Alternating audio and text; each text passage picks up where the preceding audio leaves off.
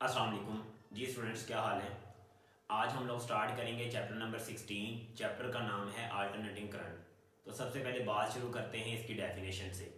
Current produce by a voltage source, देखें सुनिए, current produce by a voltage source whose polarity keeps on reversing with the time is called alternating current। तो सबसे पहले जो है ये आप लोगों ने डेफिनेशन याद कर लेनी है। नेक्स्ट जो बात करें तो हमारे पास आप लोगों ने डीसी सोर्स पढ़ा था, तो डीसी सोर्स का ये होता है सिंबल, यहाँ होता है प्लस और यहाँ होता है माइनस, ठीक है। लेकिन जो एसी सोर्स का सिंबल है वो इस तरह का होता है। तो इसमें पोलैरिटी जो है, पोलैरिटी ये प्लस और माइनस, इसको पोलैरिटी कहते हैं। तो पोलैरिटी जो है वो लगातार चेंज होती है, कभी यहाँ प्लस होता है, इधर माइनस होता है, फिर इस एक खास वक्त के बाद ये चेंज हो जाता है, तो प्लस की जगह माइनस आ जाता है और माइनस की जगह प्लस आ जाता है। फिर ये खास वक्त तक इधर रहता है और फिर यहाँ प्लस की जगह माइनस आ जाता है और माइनस की जगह प्लस। तो ये पोलैरिटी जो है ये कंटिन्यूसली रिवर्स होती रहती है। ऐसे सोर्स को हम बोलते हैं अल्टरनेटिंग वोल्टेज सोर्स, और इससे जो करंट बनता है उसे बोलते हैं अल्टरनेटिंग करंट। तो यही डेफिनेशन है, current produced by a voltage source whose polarity keeps on reversing with time is called alternating current। अब बात करते हैं इसके एडवांटेजेस की। तो जो हमारे पास जो हम नॉर्मली घरों में और इवन के जो वर्ल्ड वाइड जो यूज़ होता है करंट, वो अल्टरनेटिंग करंट है। घरों में जो हमारे पास करंट आ रहा है, जो वापडा हमें प्रोवाइड करता है, वो डायरेक्ट करंट नहीं, वो अल्टरनेटिंग करंट है। तो हमारी ना बुक में शुरू में एक दो लाइनें लिखी हुई हैं। The main reason for world wide use of AC is that it can be transmit for a long distance at very low cost. पहला इसका फ़ायदा ये है कि आप इसको दूर दराज डिस्टेंस तक इस करंट को भेज सकते हैं लो कॉस्ट के ऊपर। दूसरा फ़ायदा ये है कि AC करंट को आप रजिस्टर, कैपेसिटर और इंडक्टर से कंट्रोल कर सकते हैं।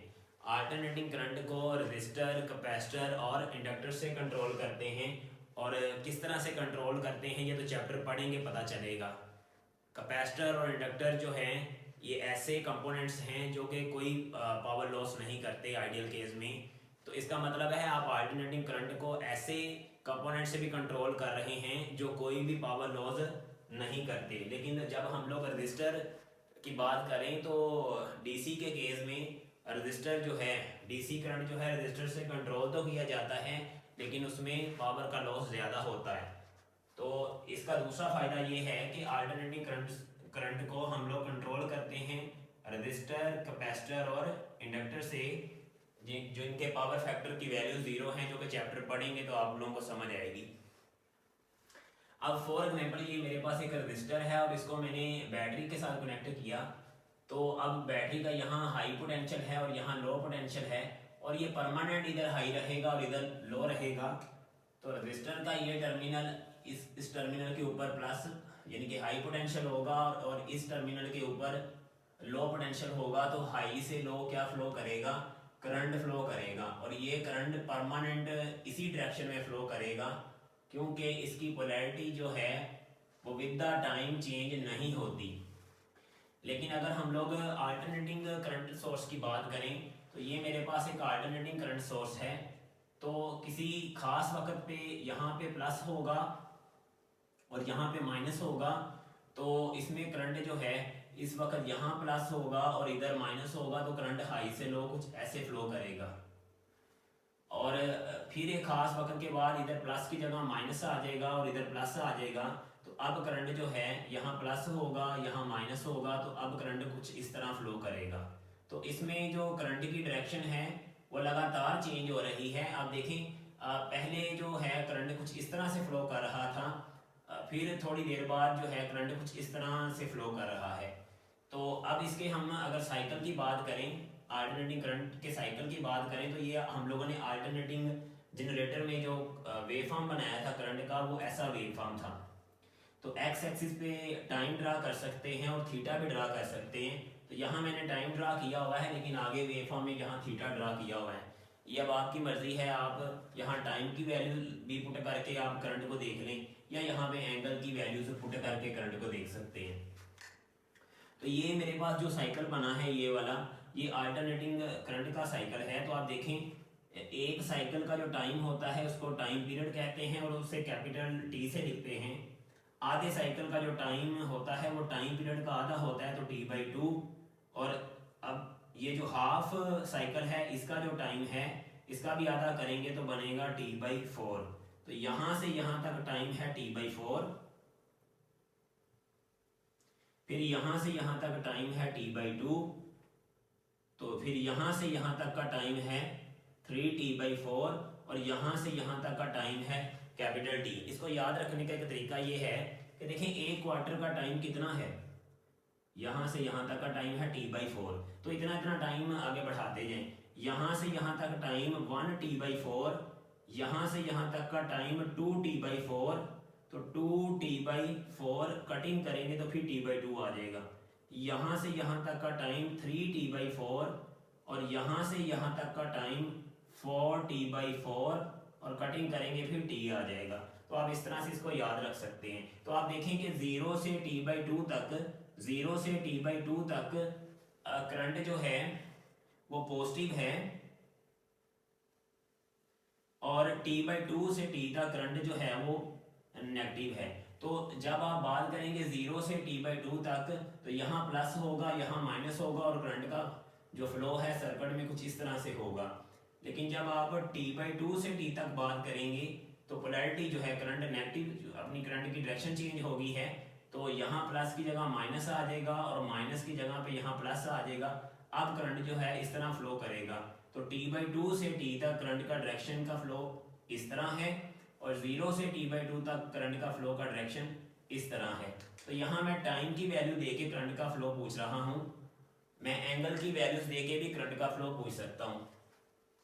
तो आपको पता है अगर इसको मैं एंगल्स में आके बात करूँ तो ये देखें यहाँ से यहाँ तक एक कंप्लीट साइकिल है और एक कंप्लीट साइकिल के टाइम को बोलते हैं सॉरी एक कंप्लीट साइकिल है और एक कंप्लीट साइकिल में जो एंगल होता है वो 360 डिग्री होता है। आधे साइकिल में एंगल होगा 180 डिग्री और इसका अगर हाफ करते हैं तो यहाँ से यहाँ तक 90 डिग्री, 180 डिग्री, 270 डिग्री और यहाँ तक 360 डिग्री। ये बात रेडियन में भी पता होनी चाहिए। 90 डिग्री का मतलब है π/2 रेडियन और यहाँ तक होता है पाई रेडियन, 3π/2 रेडियन और 2π।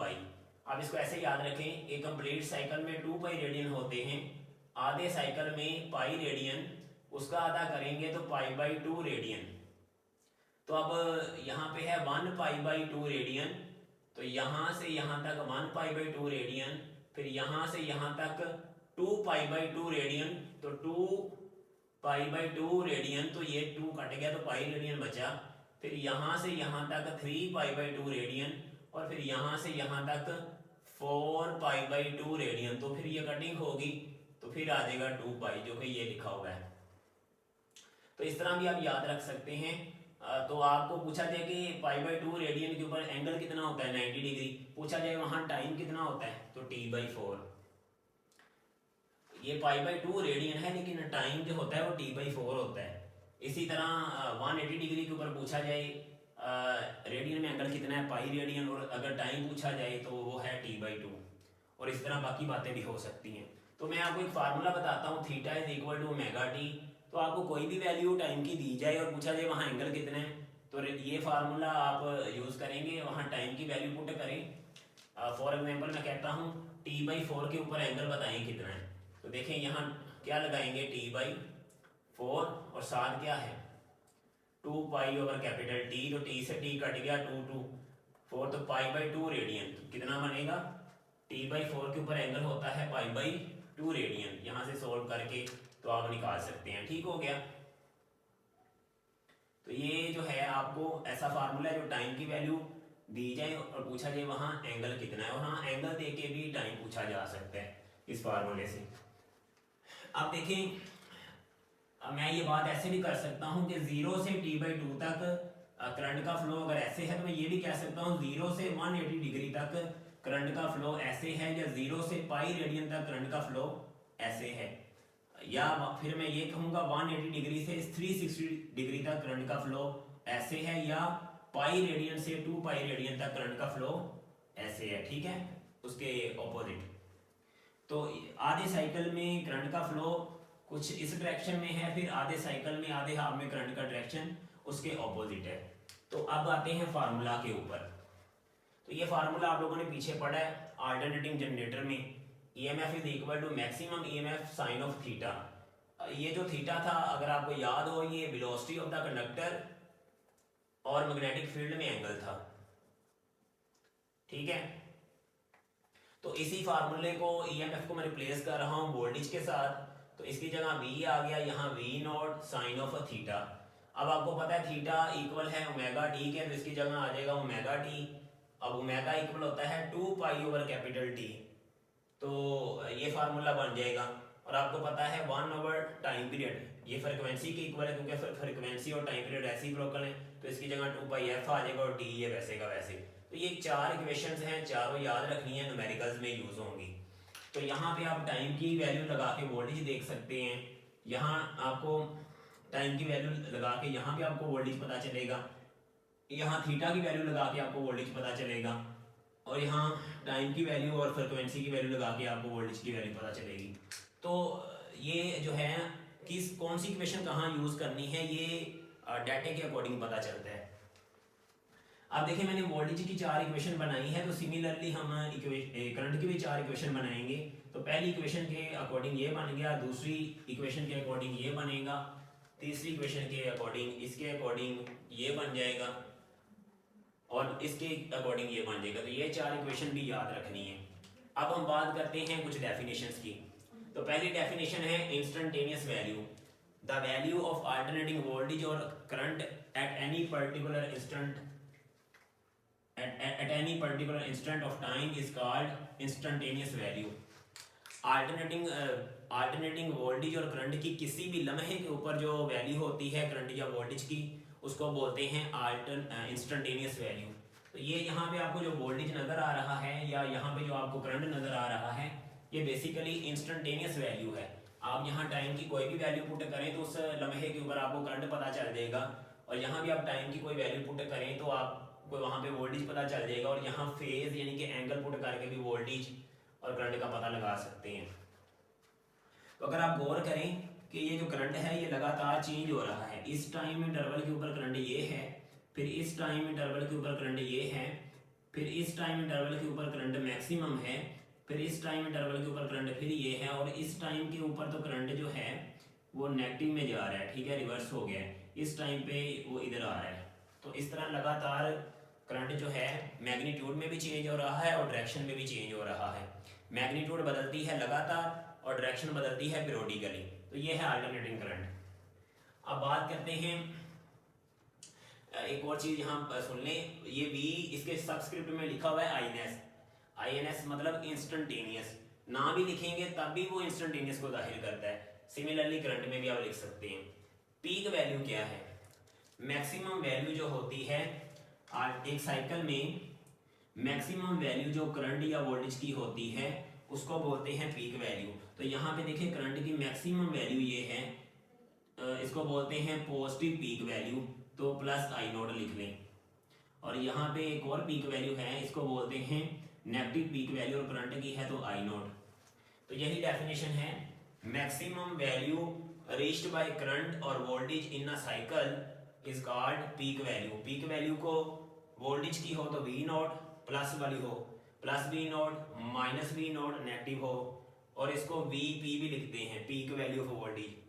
और इसी तरह करंट की भी plus I naught minus I naught, और peak value of current I P भी लिखेंगे। वी पी और I P peak value of voltage और करंट को जाहिर करता है। अब हम लोग कुछ एमसीक्यूज को डिस्कस करते हैं।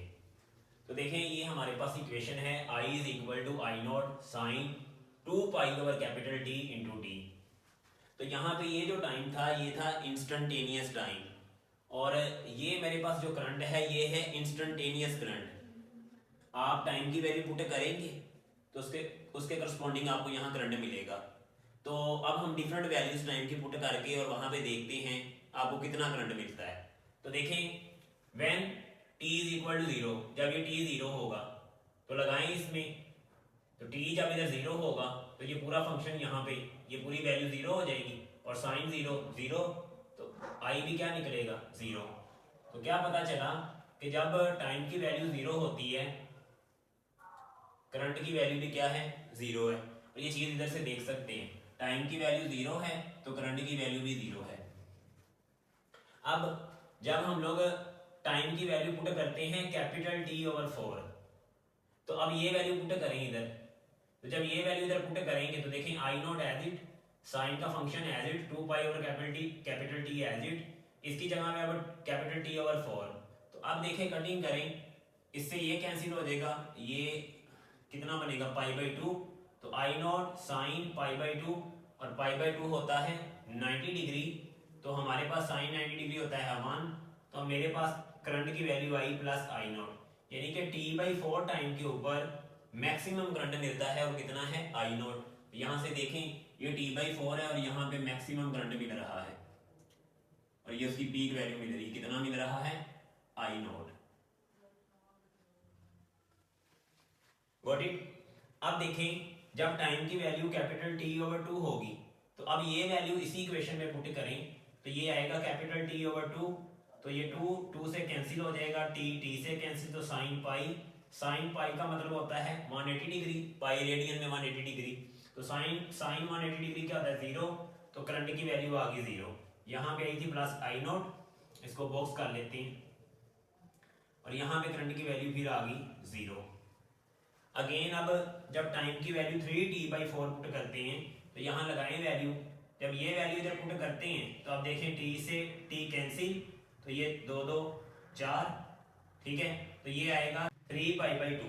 अब 3π/2 का मतलब होता है 270 डिग्री, तो साइन 270 डिग्री होता है -1, तो ये वैल्यू आ गई नेगेटिव में, तो 3T/4 के ऊपर यानी कि 3T/4 के ऊपर करंट की जो वैल्यू मिलती है वो मिलती है माइनस का I naught, negative peak value.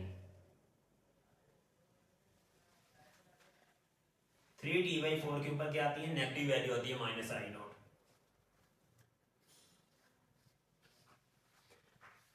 तो ये देखें ये वैल्यू इस तरह हमने लगा ली। इसी तरह जो है कैपिटल T के ऊपर बात करेंगे तो देखें जब T की वैल्यू कैपिटल T होगी तो कैपिटल T से कैंसिल हो जाएगा, साइन 2 पाई रेडियन 360 डिग्री और साइन 360 होता है 0, तो करंट की वैल्यू अगेन 0 यहाँ पर। अब देखें कुछ आपको ना यहाँ एक शॉर्टकट बता देते हैं। अब देखिए आप यहाँ टाइम की वैल्यू पुट करते हैं तो वहां से आप एंगल निकालते हैं। देखें टाइम की वैल्यू पुट की तो जब टाइम की ये वैल्यू पुट की तो π/2 यानी कि 90 डिग्री बना।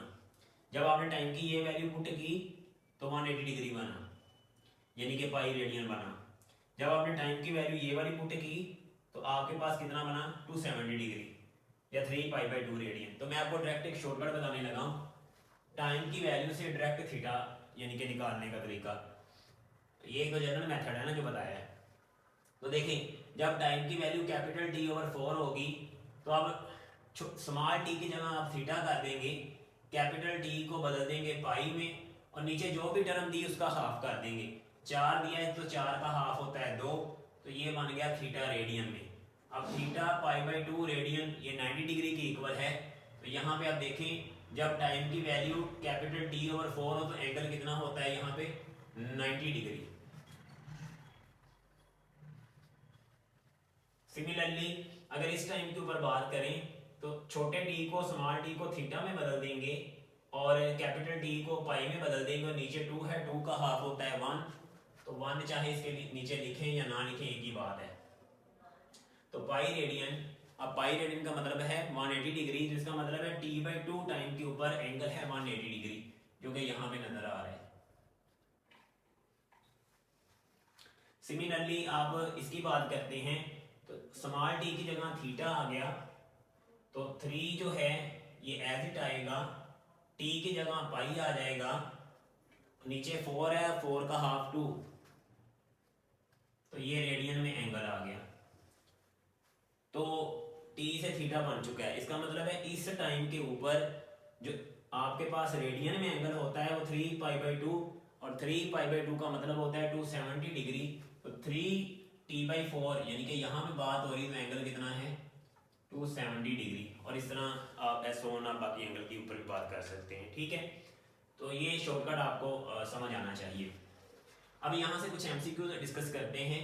एक साइकिल में करंट ने अपनी डायरेक्शन कितनी दफ़ा बदली? आंसर है 1 दफ़ा। यहाँ बच्चे गलती करते हैं, वो कहते हैं कि यहाँ करंट ऊपर जा रहा है, फिर नीचे आ रहा है, फिर यहाँ ऊपर जा रहा है। ऐसा नहीं है बच्चों। देखें यहाँ पे करंट इंक्रीज कर रहा है, पॉजिटिव में इंक्रीज करता है और पीक वैल्यू मैक्सिमम वैल्यू तक पहुंचता है, और यहाँ फिर डिक्रीज करता है, पॉजिटिव में डिक्रीज होता है, पॉजिटिव में डिक्रीज होता है। अगर आप सर्किट में करंट का फ्लो देखें तो बड़ी तेजी से ऐसे फ्लो करता है, शुरू में ऐसे फ्लो करता है, फिर स्लो हो जाता है, फिर आप बड़ी तेजी में ऑपोजिट फ्लो करता है, फिर स्लो हो जाता है। तो ऐसे मतलब फ्लो वही रहता है, फ्लो वही रहता है, लेकिन क्या होता है उसकी वैल्यू कम होती है। तो आप देखें जैसे जैसे शुरू में आप देखें, शुरू में करंट बड़ी तेजी से इंक्रीज हुआ, अब जो है उतना तेजी से इंक्रीज नहीं हो रहा, ठीक है। तो आप देखें यहाँ पे करंट बहुत ज़्यादा इंक्रीज हुआ शुरू में, अगले उतने ही इंस्टेंट के ऊपर उतना करंट इंक्रीज नहीं हुआ। तो देखें करंट जो है लगातार शुरू में बड़ी तेज़ी से इंक्रीज करता है। तो मान लें इसकी पीक वैल्यू है 5, तो जीरो से शुरू हुआ, 0 1 2 3 4 5 तक पहुंचा, फिर कम होना शुरू हुआ, 5 के बाद 4 3 2 1 फिर 0 रहता पॉजिटिव है, पॉजिटिव में बढ़ा, पॉजिटिव में कम हुआ, फिर डायरेक्शन चेंज की 180 डिग्री के बाद नेगेटिव में बढ़ा और नेगेटिव में कम हुआ। तो इसके बाद 0 के बाद -1 -2 -3 -4 -5, पहले +5 तक पीक वैल्यू थी, अब -5 तक आया, फिर -4 -3 -2 -1 और फिर 0 एंड सो ऑन। तो एक साइकिल में इसकी डायरेक्शन एक दफ़ा बदली है और वो 180 डिग्री या पाई रेडियन के ऊपर बदली है। तो यही है current reverse its direction once in a cycle at 180 degree. तो ये एज अ एमसीक्यू आपको पूछा जा सकता है। नेक्स्ट पॉइंट है कि करंट जो है अपनी मैक्सिमम वैल्यू पे कितनी दफ़ा पहुंचता है एक साइकिल में। तो 2 दफ़ा पीक वैल्यू आती है 90 डिग्री पे और 270 डिग्री पे। तो ये भी आपको पता होना चाहिए कि एक साइकिल में 2 दफ़ा पीक वैल्यू आती है 90 डिग्री पर और 270 डिग्री पर। तो current reaches to maximum value twice in a cycle. और मिनिमम वैल्यू कितनी दफ़ा आती है, तो मिनिमम वैल्यू भी बच्चों 2 दफ़ा आती है। एक मिनिमम वैल्यू ये है, एक मिनिमम वैल्यू ये है। यहाँ भी बच्चे गलती करते हैं, तो कहते हैं ये मिनिमम वैल्यू है 1 2 और ये तीसरा पॉइंट भी गिनते हैं। ये तीसरा पॉइंट काउंट नहीं होना। अगर पहला पॉइंट आपने पहले साइकिल में शामिल कर लिया तो फिर आखिरी पॉइंट अगले साइकिल का हिस्सा है। तो एक साइकिल में मिनिमम वैल्यू 2 दफ़ा आती है, 0 डिग्री पर और 180 डिग्री पर, और मैक्सिमम वैल्यू भी 2 दफ़ा आती है 90 डिग्री पर और 270 डिग्री पर। और अगर अल्टरनेटिंग वोल्टेज या ईएमएफ की बात करें तो वो भी उसकी डायरेक्शन भी एक साइकिल में एक दफ़ा बदलती है। करंट की डायरेक्शन भी एक साइकिल में एक दफ़ा बदलती है और अल्टरनेटिंग वोल्टेज की डायरेक्शन भी एक साइकिल में एक दफ़ा बदलती है। लास्ट पॉइंट मैंने ये लिखा हुआ है। अब इधर आ गई फ्रिक्वेंसी। जो घरों में हमारे पास जो करंट आता है उसकी फ्रिक्वेंसी होती है 50 हर्ट्ज। तो 50 हर्ट्ज का क्या मतलब है ये तो मैं आगे एक्सप्लेन करता हूँ। तो 50 हर्ट्ज को एक्सप्लेन करते हैं बाद में। अभी हमारे पास डेफिनेशन है पीक टू पीक वैल्यू। इसकी डेफिनेशन होती है sum of positive peak value and negative peak value is called peak to peak value. तो देखें अगर हम इसको समझें तो देखें अगर ये करंट है, इसकी पीक वैल्यू +I0 है, तो ये इसकी दूसरी वैल्यू -I0 है। तो इस पीक से इस पीक तक की जो वैल्यू है इनका जो सम है, ये सम इसको बोलते हैं पीक टू पीक वैल्यू। इस पीक से इस पीक तक की जो ये वैल्यू है इसको बोलते हैं पीक टू पीक वैल्यू। तो करंट की अगर लिख रहे हैं तो पीक डैश पीक ऐसे लिखते हैं सबस्क्रिप्ट में। तो ये है वैल्यू I0 और ये भी लिखेंगे I0 + I0, तो 2I0 कितना बना 2I0। अक्सर बच्चे इधर भी गलती करते हैं, वो कहते हैं ये प्लस है ये माइनस है तो ये 0 हो जाएगा। ये 0 है, मुझे आप लोग बताएं ये वैल्यू यहाँ से यहाँ तक 0 है? नहीं, आपने न्यूमेरिकल वैल्यूज को ऐड करना है। पीक टू पीक वैल्यू जब भी बतानी है न्यूमेरिकल वैल्यूज को ऐड करना है। देखें बात की जा रही, मैं आपको कहूँ ये नंबर कितना है, मान लो इसकी पीक वैल्यू है 5, ये नंबर कितना है आप बोलेंगे +5, और मैं कहूँ ये नंबर कितना है तो आप कहेंगे -5। लेकिन अगर मैं कहूँ कि ये प्लस का नंबर कितना है तो आप 5 बोलेंगे, और अगर मैं कहूँ कि ये नेगेटिव नंबर कितना है तो आप फिर 5 बोलेंगे। यानी कि अगर मैं स्टेटमेंट में बोल दूं कि ये नेगेटिव नंबर कितना है फिर आपका आंसर 5 है, और मैं स्टेटमेंट में बोल दूं ये पॉजिटिव नंबर कितना है फिर भी आपका आंसर 5 है। तो स्टेटमेंट में बोल दिया गया है कि सम लेना है पॉजिटिव पीक का और नेगेटिव पीक का। यानी कि नेगेटिव पीक बोल दी है तो आप न्यूमेरिकल वैल्यू ही बोलेंगे उसकी। और न्यूमेरिकल वैल्यू है 5 और इधर भी 5, तो दोनों को ऐड ही करेंगे। तो इसकी वैल्यू भी आई नॉट, इसकी वैल्यू भी आई नॉट, तो दोनों को ऐड किया तो आया 2 आई नॉट। ये यहाँ से यहाँ तक वैल्यू एग्जिस्ट करती है, ज़ीरो नहीं है। और इसी तरह अगर वोल्टेज की लिखनी हो तो V not plus V not, तो 2 वी नोट, करंट की भी लिख ली और वोल्टेज की भी हमने लिख ली। तो देखें करंट के लिए बनी 2 आई नॉट, और अगर आपको पीक वैल्यू पता है तो उसको 2 से मल्टीप्लाई करके आप पीक टू पीक वैल्यू बता सकते हैं। और अगर आपको पीक टू पीक वैल्यू पता है तो उसको 2 पे डिवाइड करके आप पीक वैल्यू बता सकते हैं। इसी तरह वोल्टेज के लिए भी ये बातें हो सकती हैं। अब आ जाते हैं जरा इधर, देखिए घरों में जो करंट आता है उसकी फ्रिक्वेंसी होती है 50 हर्ट्ज। तो देखिए बच्चों, यहाँ पे एक साइकिल में हमने देखा कि मैक्सिमम वैल्यू भी 2 दफ़ा आती है,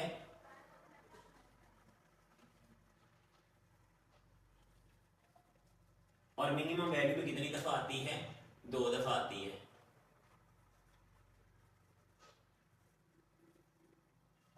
इसका मतलब है आप जिस भी कंपोनेंट को आप एसी सोर्स से करंट दे रहे हैं वो 2 दफ़ा एक साइकिल में 2 दफ़ा ज़ीरो वैल्यू दिखाएगा करंट की और वोल्टेज की, और 2 दफ़ा ही वो मैक्सिमम वैल्यू दिखाएगा। यानी कि अगर वो करंट या वोल्टेज की बात करें तो 2 दफ़ा वो ऑफ रहेगा और 2 दफ़ा वो ऑन रहेगा।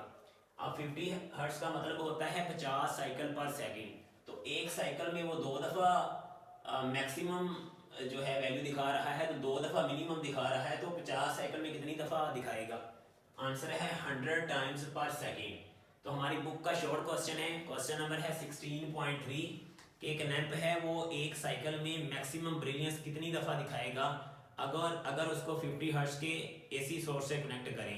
तो एक साइकिल में वो 2 दफ़ा मैक्सिमम ब्रिलियंस दिखाता है, तो 50 साइकिल से मुराद है वो 100 टाइम्स मैक्सिमम ब्रिलियंस दिखाएगा पर सेकंड। और ये काम वेरी फास्ट होता है। अब 100 टाइम्स दफ़ा ये ऑन रहेगा, मैक्सिमम रोशनी दिखाएगा, और 100 टाइम्स दफ़ा ये कोई रोशनी नहीं दिखाएगा। ये काम इतनी तेज़ी से हो रहा होगा कि घरों में जो लाइट्स लगी हैं वो हमें इस तरह नहीं नज़र आती, आंखों के लिए वो चीज़ डिटेक्टेबल नहीं है क्योंकि फ्रिक्वेंसी बहुत ज़्यादा है। तो आप देखिए एक चीज़ एक सेकंड में 100 टाइम्स दफ़ा 100 दफ़ा उसने मैक्सिमम उसने रोशनी दिखानी और 100 दफ़ा ही उसने मिनिमम दिखानी है, लेकिन आंखों के लिए चीज़ डिटेक्टेबल नहीं है। लेकिन लो फ्रिक्वेंसी के ऊपर ऐसा पॉसिबल है। तो ये मैंने लिखा हुआ है वेरी फास्ट प्रोसेस है, 100 टाइम्स मिनिमम ब्रिलियंस आती है, 100 टाइम्स मैक्सिमम ब्रिलियंस आती है, नॉट डिटेक्टेबल विद और आइज एट हाई फ्रिक्वेंसी, और लो फ्रिक्वेंसी पे ऐसा डिटेक्टेबल है। अब ये चीज़ मैं आपको एक्सपेरिमेंट करके दिखाता हूँ, ठीक है।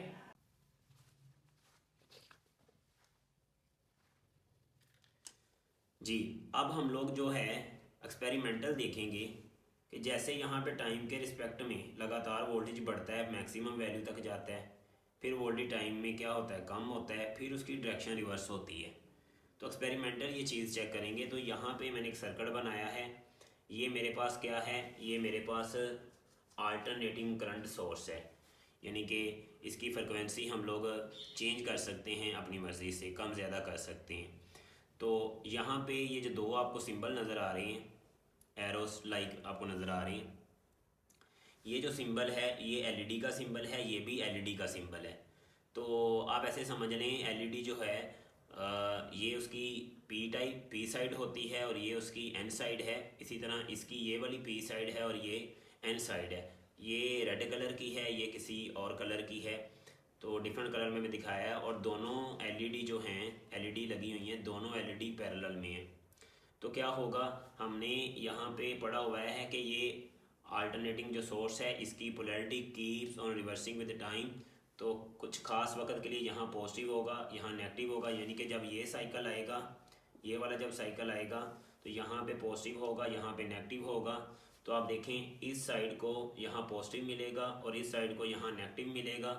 तो एलईडी की ये प्रॉपर्टी है कि जब उसकी इस साइड पे पी साइड पे पॉजिटिव और एन साइड पे नेगेटिव हो तो तब इसमें से करंट फ्लो करेगा और ये वाली एलईडी ऑन हो जाएगी और हमें लाइट नज़र आएगी। लेकिन इस साइड पे इधर पॉजिटिव मिलेगा और इस साइड पे इधर नेगेटिव मिलेगा, क्योंकि इधर से पॉजिटिव आ रहा है इस वाले हाफ पे। तो एन पे अगर पॉजिटिव मिले और पी पे अगर नेगेटिव मिले तो ये एलईडी ऑन नहीं होगी, यानी कि इससे कोई कलर इमिट नहीं होगा। तो पॉजिटिव हाफ के लिए यानी कि इस हाफ के लिए ये एलईडी ऑन होगी, और दूसरे हाफ के लिए दूसरे हाफ पे क्या होगा, पोलैरिटी रिवर्स हो जाएगी। तो यहाँ पे हमारे पास क्या आ जाएगा, नेगेटिव आ जाएगा, और यहाँ पे क्या आ जाएगा, पॉजिटिव आ जाएगा। तो जब यहाँ पॉजिटिव आ जाएगा तो इस साइड पे आ जाएगा पॉजिटिव, तो इस साइड पे भी आ जाएगा पॉजिटिव, यानी कि इधर आ गया पॉजिटिव, और इस साइड पे क्या आ जाएगा, इधर नेगेटिव, तो इस साइड पे भी यहाँ पॉजिटिव जाके आ जाएगा नेगेटिव आ जाएगा। तो आप देखें नेगेटिव हाफ में पॉजिटिव पे पी पे पॉजिटिव मिल रहा है और एन पे नेगेटिव, तो ये एलईडी ऑन हो जाएगी। लेकिन इसमें देखें पी पे नेगेटिव है, एन पे पॉजिटिव है, अब ये एलईडी ऑफ हो जाएगी। तो आधे साइकिल के लिए इस हाफ के लिए ये ऑन होगी और ये ऑफ होगी, फिर इस हाफ के लिए ये ऑन होगी, ये ऑफ होगी। अब ये चीज़ मैं आपको एक्सपेरिमेंटल दिखाता हूँ। तो ये जो है मेरे पास अल्टरनेटिंग सोर्स है। अब ये जो अल्टरनेटिंग सोर्स है ये कैसा होता है, ये आपको यहाँ नज़र आ रहा है, इसको देख लें। ये जो है ये अल्टरनेटिंग सोर्स है, ठीक है, ये अल्टरनेटिंग सोर्स है। तो अब इससे जो आउटपुट लेते हैं, इससे हम डिफरेंट तरह की वेव्स ले सकते हैं, साइनोसाइडल ले सकते हैं, स्क्वायर वेव फॉर्म ले सकते हैं, साटूथ ले सकते हैं, डिफरेंट फ्रिक्वेंसी की ले सकते हैं, ठीक है। तो इसको मैं जो है इसकी मैंने आउटपुट के ऊपर यहाँ 2 एलईडी लगाई हैं पैरेलल में, इसकी आउटपुट पे 2 एलईडी लगाई पैरेलल में। ये आपको 2 एलईडी नज़र आ रही हैं, ये दोनों एलईडी पैरेलल हैं। तो इस फंक्शन जनरेटर से, इसी सोर्स से मैंने ये आउटपुट ली हुई है, ठीक है। ये पॉजिटिव, ये रेड एलईडी और ये मैंने येलो कलर की लगाई, और दोनों कैसे हैं, पैरेलल हैं। तो अब जो है मैं इसको ऑन करता हूँ। जब मैं इसको ऑन करता हूँ तो देखना ये यहाँ से, आप देखें ये यहाँ से ऑन हो चुका है, ठीक है। जब ये ऑन हुआ है तो क्या हुआ है, देखें अभी तो कोई भी यहाँ लाइट इमिट नहीं हो रही। तो मैं क्या करूँगा, मैं यहाँ से साइन सिग्नल अप्लाई करता हूँ। तो मैंने साइन का बटन दबाया, तो साइन सिग्नल जो है अप्लाई हुआ है, लेकिन मुझे उसमें फ्रिक्वेंसी चाहिए, तो साथ में हमने फ्रिक्वेंसी को भी प्रेस कर दिया। तो अब देखें हमारे पास पॉजिटिव हाफ के लिए ये वाली एलईडी ऑन हो रही है और नेगेटिव हाफ के लिए दूसरी एलईडी ऑन हो रही है। तो एक हाफ के लिए ये एलईडी चलती है, एक हाफ के लिए ये एलईडी चलती है। अगर मैं यहाँ से फ्रिक्वेंसी बढ़ा दूँ तो आप देखें फ्रिक्वेंसी बढ़ाऊँगा तो इनकी स्पीड तेज़ हो जाएगी, ये देखें थोड़ी स्पीड तेज़ हो गई है। और फ्रिक्वेंसी बढ़ा देते हैं, तो और फ्रिक्वेंसी बढ़ाते हैं, तो ये लें, ये मैंने फ्रिक्वेंसी और बढ़ा दी है। जब फ्रिक्वेंसी और बढ़ाई है तो आप देखें एक पॉजिटिव हाफ के लिए वो चल रही है, एक पॉजिटिव हाफ के लिए दूसरे हाफ के लिए दूसरी चल रही है। अगर मैं फ्रिक्वेंसी और बढ़ा देता हूँ तो देखें ये फ्रिक्वेंसी मैंने बहुत ज़्यादा बढ़ा दी है, ठीक है। तो अगर मैं फ्रिक्वेंसी कम करता हूँ तो ये देखें ये फ्रिक्वेंसी कम है, तो ये बहुत कम हो गई है फ्रिक्वेंसी। देखें पॉजिटिव हाफ के लिए इस साइकिल के लिए ये एलईडी ऑन हो रही है और इस हाफ के लिए ये एलईडी ऑन हो रही है। तो देखें एक एलईडी वो ऑन हो रही है, एक एलईडी वो ऑन हो रही है। अभी फ्रिक्वेंसी बढ़ाते हैं तो देखें फ्रिक्वेंसी बहुत ज़्यादा बढ़ गई है। अब मैं फ्रिक्वेंसी और बढ़ा देता हूँ, ये लें फ्रिक्वेंसी और ज़्यादा बढ़ गई है, और फ्रिक्वेंसी बढ़ा देते हैं। अब देखें मैंने बहुत ज़्यादा फ्रिक्वेंसी बढ़ा दी है, अब बहुत तेज़ी से ब्लिंकिंग हो रही है, ठीक है। ऑन ऑफ बड़ी तेज़ी से हो रही है, ये एलईडी ऑन ऑफ बड़ी तेज़ी से हो रही है। अगर मैं और फ्रिक्वेंसी बढ़ा देता हूँ तो देखना ये देखें अब मैंने बहुत ज़्यादा फ्रिक्वेंसी जो है बढ़ा दी है। अब इतनी तेज़ी से ऑन ऑफ हो रही है कि हमें तकरीबन वो ब्राइट ही नज़र आ रही हैं, हमें ऑफ उसमें नज़र आ नहीं रही। मैं और फ्रिक्वेंसी बढ़ा देता हूँ, ये देखें मैंने और फ्रिक्वेंसी बढ़ा दी है, और फ्रिक्वेंसी बढ़ा दी, और बढ़ा देते हैं फ्रिक्वेंसी। ये देखें मैंने ये है बहुत ज़्यादा फ्रिक्वेंसी बढ़ा दी। तो अब देखें ये आपको तकरीबन जो है ग्लो ही नज़र आ रही है। और बढ़ाते हैं, ये लें, और तो ये देखें हाई फ्रिक्वेंसी के ऊपर आपको ये ऑन ही नज़र आ रही है, ऑफ नज़र नहीं आ रही। तो हमारी बुक का शॉर्ट क्वेश्चन भी है कि एक साइकिल में हमारे पास चीज़ मैक्सिमम वैल्यू के ऊपर कितनी दफ़ा पहुंचती है। तो एक यहाँ पे पीक वैल्यू है, एक यहाँ पे पीक वैल्यू है, ठीक है। अब इसी को फिर लो फ्रिक्वेंसी पे मैं ले आता हूँ। तो देखें एक साइकिल में हमारे पास एक पीक वैल्यू ये है, एक पीक वैल्यू ये है। तो 2 दफ़ा ये मैक्सिमम वैल्यू पे पहुँचेगी, ठीक है। तो 2 दफ़ा जब वोल्टेज मैक्सिमम पहुँचेगा एक साइकिल में तो 2 दफ़ा ब्राइटनेस मैक्सिमम नज़र आएगी। और देखें जब यहाँ से वोल्टेज इंक्रीज़ कर रहा है तो वो करंट भी इंक्रीज़ कर रहा है। उसके बाद आहिस्ता आहिस्ता की ब्राइटनेस कम होती है, देखें अब कम हो रही है, फिर ये ज़्यादा हुई, फिर कम हुई, फिर ज़्यादा हुई, फिर कम हुई, ठीक है। ज़्यादा हो रही है फिर कम होती है। अब मैं इसमें वेवफॉर्म की अगर शेप बदल दूँ, मैं साइनोसाइडल की बजाय साटूथ वेवफॉर्म देता हूँ, तो देखें साटूथ में देखें रिजल्ट कैसा मिल रहा है। साथ वेव फॉर्म कैसा था? साथ वेव फॉर्म जो है हमारे पास कुछ ऐसा होता है, ठीक है, आरी के दांतों जैसा साथ वेव फॉर्म कुछ ऐसा करके, ठीक है, फिर कुछ ऐसा करके, ठीक है, तो कुछ ऐसा वेव फॉर्म दे रहा हूँ, ठीक है। तो इसमें देखिए ऐसा रिजल्ट हमें मिल रहा है। अगर मैं यहाँ स्क्वायर वेव फॉर्म करता हूँ, स्क्वायर वेव फॉर्म करता हूँ, तो स्क्वायर वेव फॉर्म में देखिए ऐसा रिजल्ट है, स्क्वायर वेव फॉर्म में ऐसा रिजल्ट आ रहा है, ये स्क्वायर वेव फॉर्म है। तो आप देखें काफ़ी देर तक ऑन रहती है, फिर दूसरी वे आ जाती है, फिर ये ऑन रहती है, फिर दूसरी वे, देखें। लेकिन साइनोसाइडल में ऐसा नहीं हो रहा था। साइनोसाइडल में देखिए अभी मैं साइनोसाइडल सिग्नल देने लगा हूँ, तो इसमें देखें, ठीक है। तो ये जो है हमने देखा कि फ्रिक्वेंसी अगर हाई हो तो ये हमें ग्लो ही नज़र आती हैं, हमें ऑफ नज़र नहीं आती। लेकिन लो फ्रिक्वेंसी के ऊपर जो है हम लोग इसको ऑन ऑफ देख सकते हैं, हाई फ्रिक्वेंसी के ऊपर नहीं देख सकते। इसलिए घरों में जो हमारे पास सोर्स लगा होता है उसकी फ्रिक्वेंसी होती है 50 हर्ट्ज़। तो 50 साइकिल हैं, तो एक साइकिल में चीज़ 2 दफ़ा ऑन होती है और 2 दफ़ा ऑफ होती है। तो एक साइकिल में अगर 2 दफ़ा होती है तो 50 साइकिल में कितनी दफ़ा हुई? 100 टाइम हुई ऑन। 100 टाइम ऑन होगी और 100 टाइम क्या होगी? ऑफ होगी। तो हमें मुझे बताएं, अगर एक सेकंड में कोई चीज़ 100 दफ़ा ऑन हो और 100 दफ़ा ऑफ हो, तो क्या आप उसे देख लेंगे? नहीं देख सकते। यहाँ लो फ्रिक्वेंसी के ऊपर तो देख सकते हैं। अगर मैं फ्रिक्वेंसी बहुत बढ़ा देता हूँ, ये देखें, तो अब तो ये आपको नज़र नहीं आ रहा, ठीक है। तो ये जो है प्रैक्टिकली हमने देखा। Thank you so much.